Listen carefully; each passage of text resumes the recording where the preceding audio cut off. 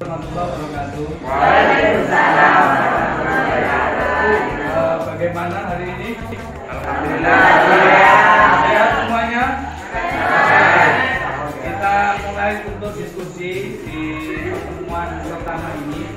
Nanti akan disampaikan oleh pemakai alat. Kemudian nanti ada kelompok yang memang tidak setuju dengan pemakai alat dan ada kelompok yang setuju dengan pemakai alat. Oleh karena itu langsung saya persilakan kepada kelompok pemakai alat untuk menyampaikan makalahnya. Dipersilakan, monggo.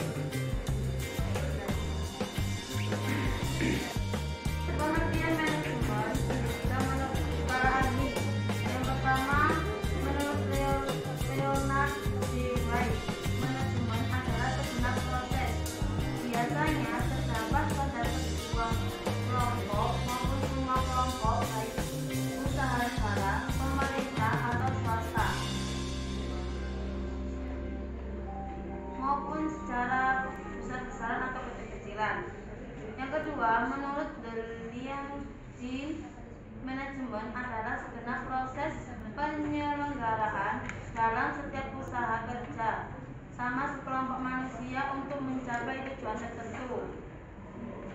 Adapun menurut ahli yang lain ialah Mulyani Ahmad Nuryadi menekankan adanya ciri-ciri atau pengertian manajemen pendidikan yang terkandung dalam definisi tersebut sebagai berikut. Ialah manajemen merupakan kegiatan atau rangkaian kegiatan yang dilakukan oleh manusia.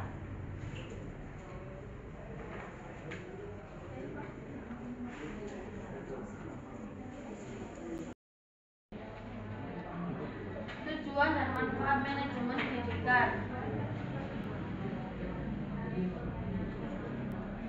1. Terwujudnya suasana belajar dan proses pembelajaran yang aktif. 2. Tercapainya peserta didik yang aktif mengembangkan potensi dirinya untuk memiliki kekuatan spiritual, keagamaan, pengendalian diri, kepribadian dan kecerdasan, serta akal mulia. 3. Terpenuhinya salah satu dari kompetensi tenaga pendidikan. 4. Tercapainya tujuan pendidikan secara efektif dan efisien. 5.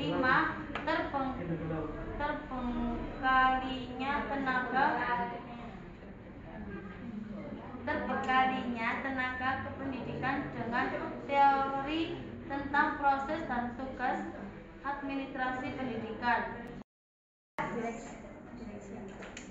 Merupakan fungsi manajemen yang berhubungan dengan usaha memberi bimbingan, saran, perintah-perintah atau instruksi-instruksi kepada bawahan dalam pelaksanaan tugas masing-masing bawahan tersebut agar tugas dapat dilaksanakan dengan baik dan benar-benar tertuju kepada tujuan yang telah ditetapkan sebelumnya.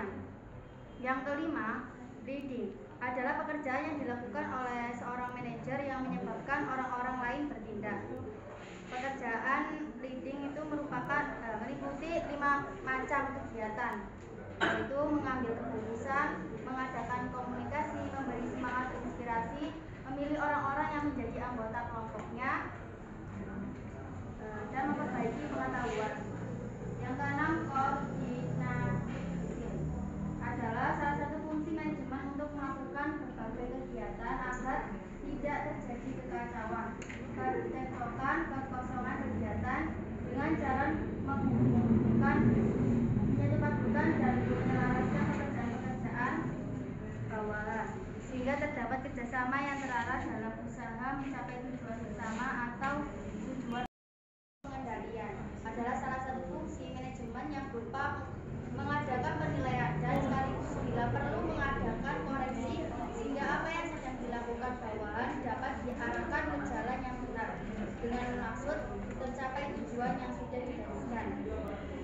Yang kesembilan, reporting atau pelaporan adalah salah satu fungsi manajemen berupa penyampaian perkembangan atau hasil kegiatan atau pemberian keterangan mengenai segala hal. Yang ke-10, forecasting adalah kegiatan meramalkan, memproyeksikan atau mengadakan taksiran terhadap berbagai kemungkinan yang akan terjadi sebelum suatu rencana yang lebih pasti dapat dilakukan.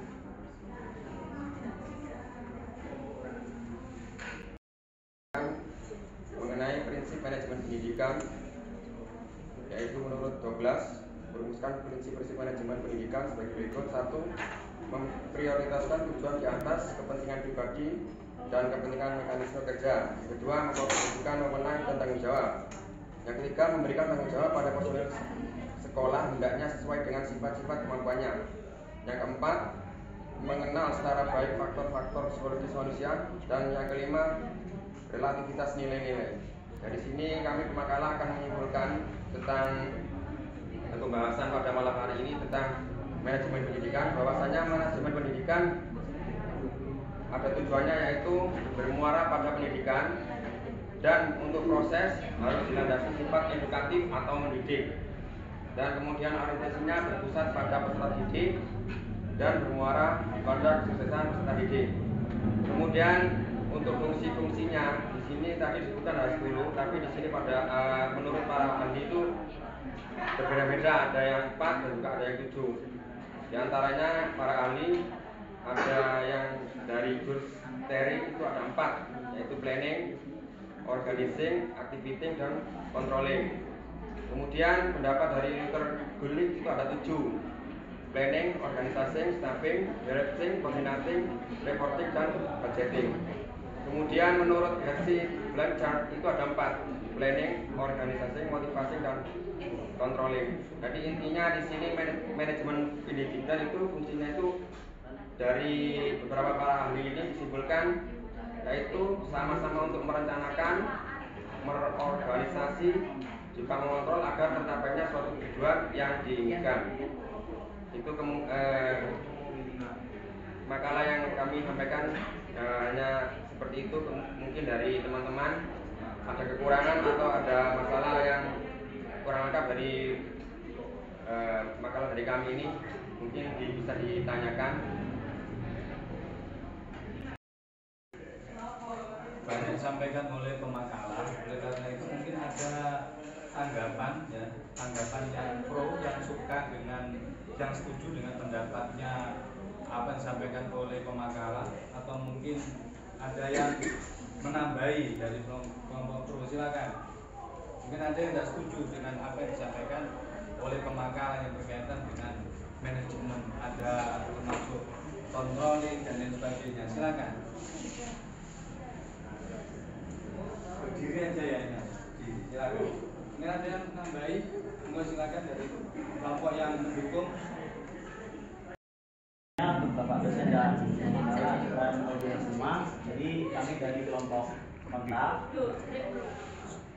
akan mengutarakan kejanggalan kami tentang materi yang telah disampaikan oleh pemakalah.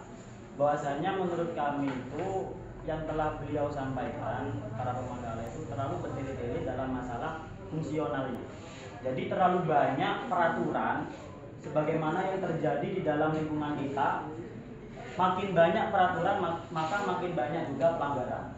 Itu yang kami teliti tentang nilai di makalah tadi.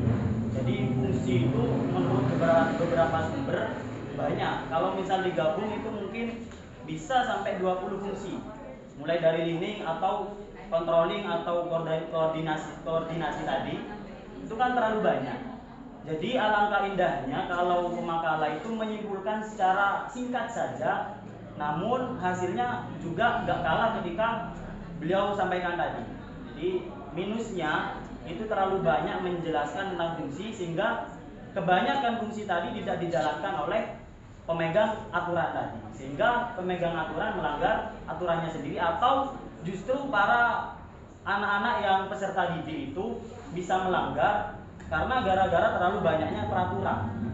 Karena timbulnya pelanggaran itu karena adanya peraturan seperti itu. Nah, mungkin ini apa? Mungkin ada beberapa hal yang akan disampaikan. Berapa mungkin bisa disimpulkan atau diperkecil. Oke. Banyak silakan. Oke. Untuk solusi kami mungkin solusi ya. Kalau membahas tentang manajemen pendidikan itu, poin yang paling penting yang pertama itu adalah koordinasi. Koordinasi itu karena sangat dipentingkan untuk mengetahui kondisi anggota. Kemudian learning tadi setelah yang disampaikan itu penting juga. Yang terakhir controlling. Mungkin seperti itu saja untuk solusi kami agar tidak melebar ke yang lainnya. Ada dua berarti ya. Ada dua. Silakan yang mendukung monggo. Siapa dulu yang mendukung? Silakan. Pendukungnya ini kalau menengahi. Oh, sepakat dengan saya. Apakah sama ada yang dukung? Oh, sama nih nggak ada yang dukung. Silakan. Silakan itu tadi dulu. Silakan.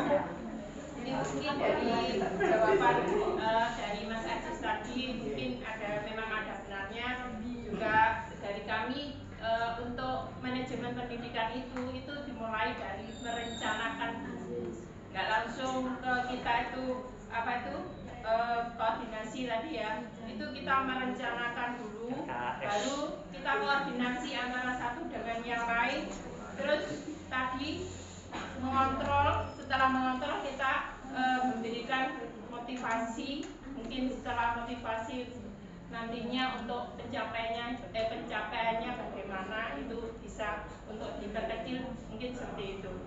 Kami mungkin ada tambahan. Ada lagi monggo silakan yang dari Mas Pojok. Ada lagi? Enggak ada. Ada silakan monggo, Mbak. Belum. Yang itu monggo. Kalau enggak ada ya, kalau enggak ada gini sebenarnya ya. Memang manajemen lembaga sebuah pendidikan ini tergantung daripada siapa yang menyikapi, siapa tokohnya dan siapa ahlinya. Ya, tergantung kita yang menyikapi. Tapi harus kita sesuaikan dengan kondisi yang ada. Kondisi lembaga kita itu harus sesuai dengan perencanaan kita, apa yang kita rencanakan, kemudian apa yang kita laksanakan, kemudian ada yang berkaitan dengan evaluasi, yang berkaitan dengan kontrol. Saya kira 3 yang cukup, ya. Tapi berapa banyak itu lebih baik kalau memang sudah memungkinkan, ya. Kalau memang memungkinkan, yang penting kan ada rencana, ada pelaksanaan, kemudian ada evaluasi. Jadi rencana harus dilaksanakan, kemudian ada kontrol atau evaluasi. Ini penting sekali, ya. Karena evaluasi ini mengontrol sejauh mana yang sudah dilaksanakan, ya. Dan sejauh mana yang belum dilaksanakan, apa ada kendala dan sebagainya. Saya kira itu cukup ya untuk kuliah malam ini ya. Kemudian kita lanjutkan besok pertemuan. Mungkin dari kelompok yang kontra ini akan membahas yang pertemuan yang kedua. Dan dibalik itu aja ya. Terima kasih atas perhatiannya ya. Terima kasih. Assalamualaikum warahmatullahi wabarakatuh. Waalaikumsalam warahmatullahi wabarakatuh.